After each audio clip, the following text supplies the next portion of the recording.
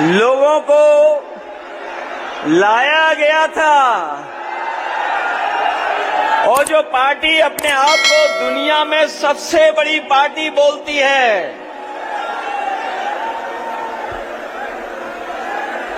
उस पार्टी के नेताओं को अपने सरकारी कर्मचारियों का सहारा लेना पड़ा। न केवल सहारा लेना पड़ा, बल्कि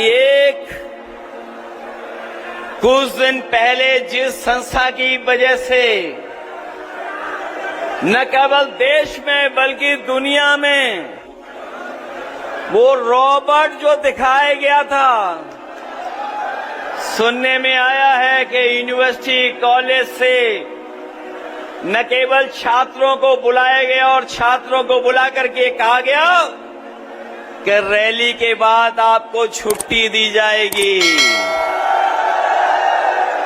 आप जानकारी कर लेना, जहां जहां से छात्र बुलाए गए थे उन सब छात्रों को लंबी छुट्टी दी गई है। और इस बार रैली में जो लोग आए हैं, बीजेपी की उत्तर प्रदेश से छुट्टी होकर के दिल्ली से भी छुट्टी होना तय है। जो लोग हवाई अड्डे का उद्घाटन कर रहे थे, जिन लोगों ने खबरें ठीक से पढ़ी होंगी, पहले भी उद्घाटन हुए हैं एयरपोर्टों के,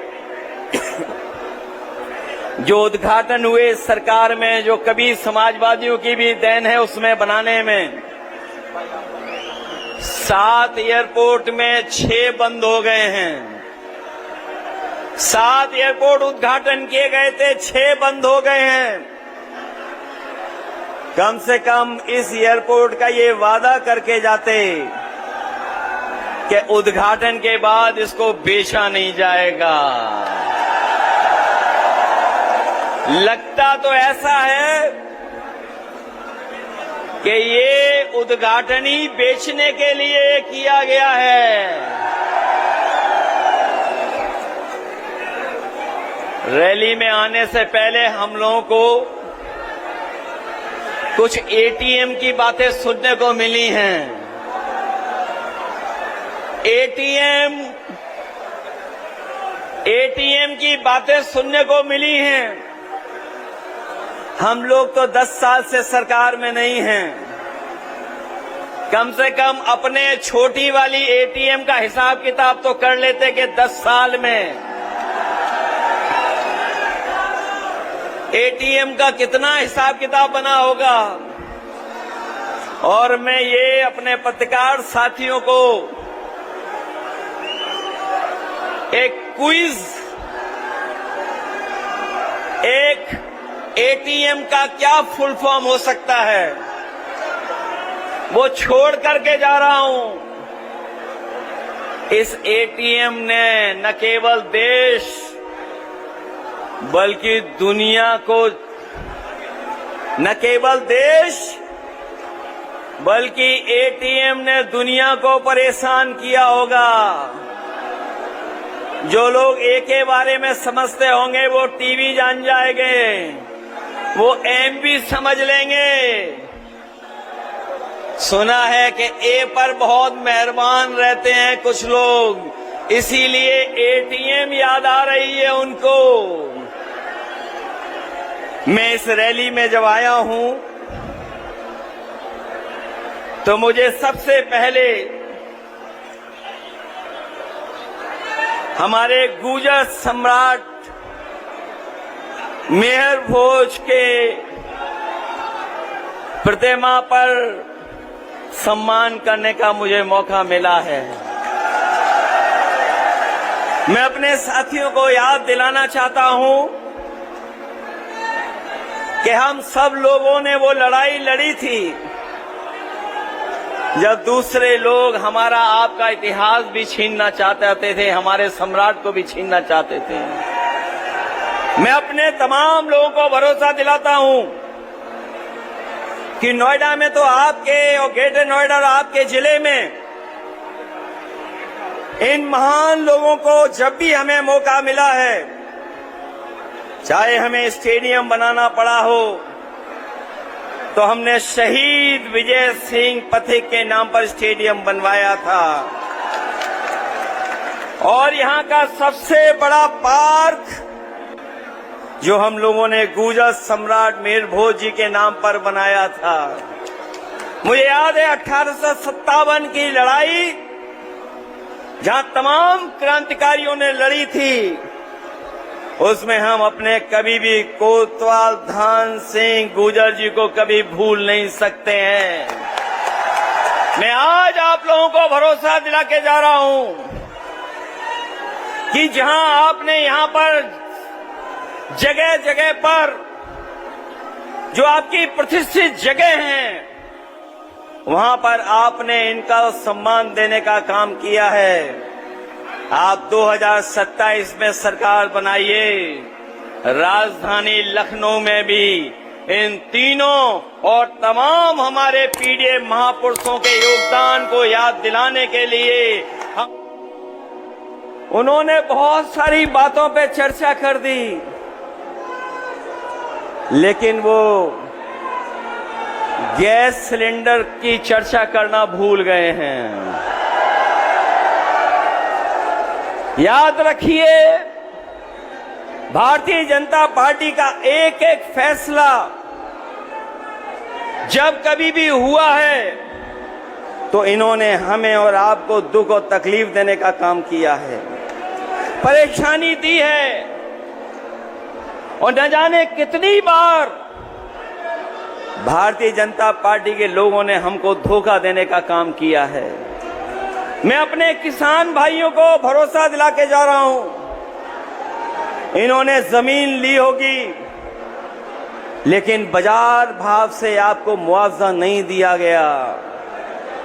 मैं अपने किसान भाइयों को कह के जा रहा हूं कि जब भी समाजवादी सरकार बनेगी, हम अगर कभी भी किसानों की जमीन लेकर के कोई विकास काम करेंगे तो उन किसानों को बाजार भाव की कीमत देने का काम करेंगे।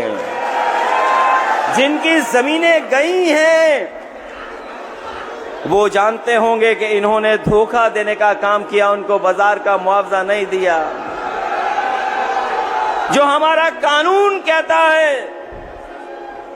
कानून का भी लाभ हमारे किसानों को नहीं दिया, लेकिन हम समाजवादी लोग आपको भरोसा दिलाते हैं, जब कभी भी किसी विकास के लिए आपकी जमीन ली जाएगी तो उसको हम लोग बाजार भाव का मुआवजा देने का काम करेंगे। हमारे इस जिले के लोग ये जानते हैं, पंचायत हुआ करती थी, प्रधान चुने जाते थे, अपनी समस्याओं का समाधान कर लेते थे, लेकिन जब से बदलाव हुआ है तब से हमारे गांव के किसानों को हम विकास से नहीं जोड़ पा रहे हैं। हम अपने तमाम ग्रामवासियों को भरोसा दिला के जा रहे हैं, पंचायत व्यवस्था या उनका गांव एक अर्बन यूनिट मान करके अगर हमें उन्हें अधिकार देना पड़ेगा तो हम समाजवादी लोग आपको अधिकार देने का काम करेंगे। 9 साल के लगभग इस सरकार का समय गुजर गया, लेकिन जमीन का मुआवजा इन्होंने बढ़ाया नहीं, और जो मुआवजा कभी समाजवादी सरकार में मिला भी करता था, उस तरह का मुआवजा इन्होंने कभी देने का काम भी नहीं किया। न इन्होंने 64% मुआवजा दिया है, न जो समाजवादी सरकार में 4% प्लॉट देने का फैसला लिया था वो हमारे किसानों को भी अभी तक इस 9 साल में सरकार ने नहीं दिया है। इसलिए बदलाव लाइए, बदलिए, क्योंकि बदलने से ही आपका, हमारा और उत्तर प्रदेश का भाग्य सुधरने जा रहा है। न केवल इन्होंने मुआवजे के साथ खिलवाड़ की है, बल्कि हमारे तमाम जो कॉलोनियां बस गई हैं, उन कॉलोनियों का भी सुयोजित विकास के लिए कोई फैसला नहीं लिया है। इसलिए इन कॉलोनियों को नियमित विकास से जोड़ने के लिए हम लोग आने वाले समय में काम करने जा रहे हैं। जहां इतने कारखाने, फैक्ट्री और तमाम इन्वेस्टमेंट की बातें हो रही हैं, यहां के लोगों को पता होगा जिस समय इन्होंने एमओयू साइन किए 50 लाख करोड़ के, इन 50 लाख करोड़ के एमओयू में जमीन पे कुछ नहीं उतरा। हो सकता है 5% के नाम पर इनकी जेबों में कुछ जेब भर गई हो, लेकिन ये 50 लाख करोड़ का जो एमओयू करने का फैसला लिया था वो जमीन पर नहीं उतार पाए हैं, न रोजगार दे पाए। बड़े पैमाने पे पढ़े लिखे नौजवान हमारे नौकरी से दूर हैं, न नौकरी है न रोजगार है। हम अपने नौजवानों को भरोसा दिला के जा रहे हैं कि चाहे पढ़ाई को व्यवस्थित करना पड़े, कॉलेज यूनिवर्सिटी में ट्रेनिंग के कार्यक्रम चलाने पड़े, क्योंकि आधुनिक जमाने में नए तरह की नौकरियां हैं। अगर उनके लिए काम करना पड़ेगा तो अपने आसपास के ग्रामीण क्षेत्रों के नौजवानों को ट्रेनिंग दे करके उनको रोजगार, नौकरी देने का काम भी आने वाले समय में होगा। दादरी की ये समाजवादी समानता भाईचारा रैली, ये केवल रैली नहीं है, ये आह्वान भी है कि आने वाले समय में सामाजिक न्याय के राज को लाने के लिए हम पीडीए के लोग मिलकर के सरकार बनाने जा रहे हैं।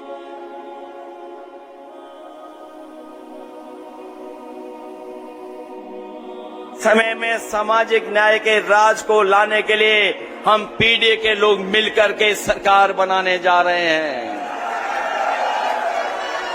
आज ये लोग जो अपना हक, अधिकार, मान सम्मान को फिर से पाने के लिए इकट्ठे हुए हैं, वो लोग एक बहादुर कौम के रूप में सच्चे देशभक्त और स्वतंत्र रास्ता हम लोग तय करने जा रहे हैं। ये बाबा साहब भीमराव अंबेडकर जी के संविधान के तहत जो हमें अधिकार है, जो हमें सम्मान मिलना चाहिए, वो अधिकार और सम्मान के रास्ते पर ये पीडीए सरकार सामाजिक न्याय के राज की स्थापना के लिए हम लोग आगे बढ़ने का काम करेंगे। एक बात तो हम लोग जानते हैं, यहाँ के लोगों ने और यहाँ के लोगों के पूर्वजों ने कभी किसी से समझौता नहीं किया। अगर कभी अपने मान सम्मान की बात आई होगी तो अपना सब कुछ लुटा दिया होगा, त्याग कर दिया होगा, लेकिन अपने मान सम्मान से समझौता उन्होंने कभी नहीं होने दिया। चाहे हमारा इतिहास उठा करके देख लें, एक लंबा इतिहास भारतीय जनता पार्टी कर सकती। हेमंत विश्व शर्मा जी और नरेंद्र मोदी जी, ये दो नेता इकट्ठा होकर हमारे आसाम को विकसित आसाम बनाना चाहते हैं, विकसित आसाम बनाना चाहते हैं। मुझे बताओ सोनितपुर वालों, विकसित आसाम बनाने के लिए आपका एक वोट कमल के निशान पर आप डालेंगे क्या? अरे जोर से बोलो, डालेंगे? ढेकिया जूली वाले बताए डालेंगे। हमारे तीनों प्रत्याशी को, आगे आ जाओ भाई तीनों लोग, हमारे तीनों प्रत्याशी को प्रचंड बहुमत से जिताएंगे, असम को घुसपैठिया मुक्त बनाएंगे, असम को बाढ़ मुक्त बनाएंगे। तो मेरे साथ दोनों हाथ उठाइए, जरा उठाइए दोनों हाथ और प्रचंड आवाज से प्रभु श्री राम का जयकारा लगाइए। मेरे साथ बोलिए, जय श्री राम, जय जय श्री राम, भारत माता की वंदे वंदे वंदे। फिर से था। दिल्ली से नोएडा जोड़ने वाली मेट्रो अगर किसी ने बनाई थी, दिल्ली से जोड़ने वाली मेट्रो नोएडा से, तो वो समाजवादी सरकार थी। न केवल नोएडा दिल्ली जोड़ा था, बल्कि ग्रेटर नोएडा को भी जोड़ने का काम हम समाजवादियों ने करने का काम किया था। विकास के तमाम फैसले हमारी सरकार में हुए हैं, हम समाजवादियों ने करने का काम किया था। विकास के तमाम फैसले हमारी सरकार में हुए हैं। जो लोग ये दावा कर रहे हैं फ्रेट कॉरिडोर बन जाने से ईस्ट वेस्ट एक जगह जुड़ गई है, अगर ईस्ट वेस्ट फ्रेट कॉरिडोर को और डीएमआईसी के गठन को और नोएडा, ग्रेटर नोएडा और आसपास के जिलों के विकास को आगे बढ़ाने का अगर किसी ने काम किया था तो वो समाजवादी लोग थे, समाजवादी सरकार थी। एक बात तो हम और आप सब जानते ही हैं कि धरती पे सबसे ज्यादा झूठ बोलने वाली अगर कोई पार्टी है तो उसका नाम नहीं लेना है, आप सब जानते हो।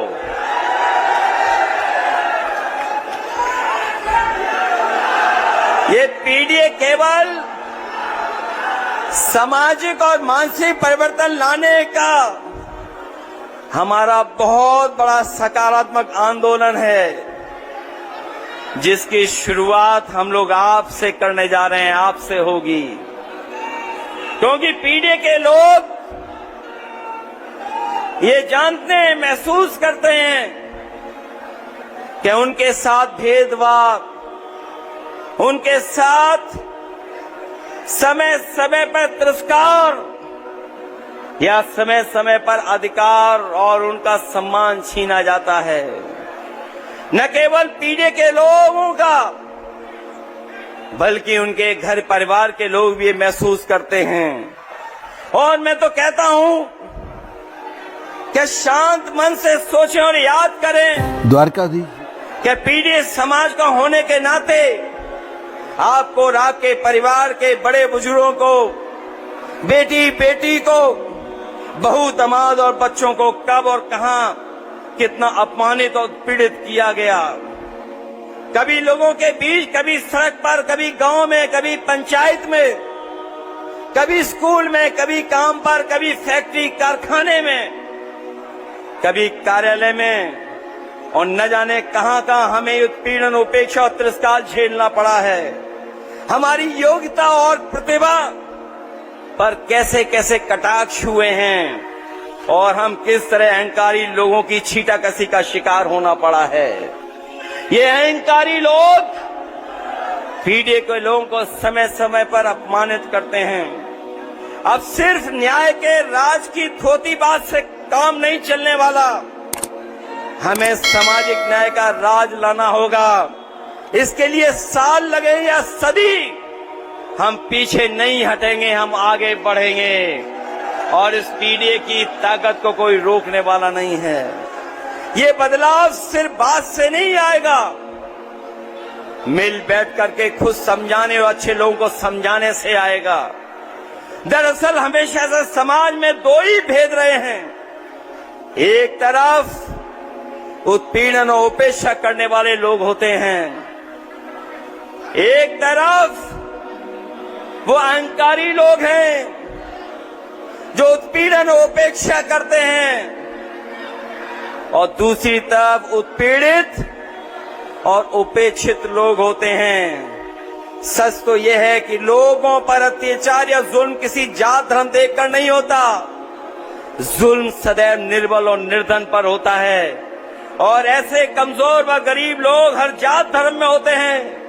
इसलिए हमने पीड़ित, दुखी, अपमानित लोगों को एक साथ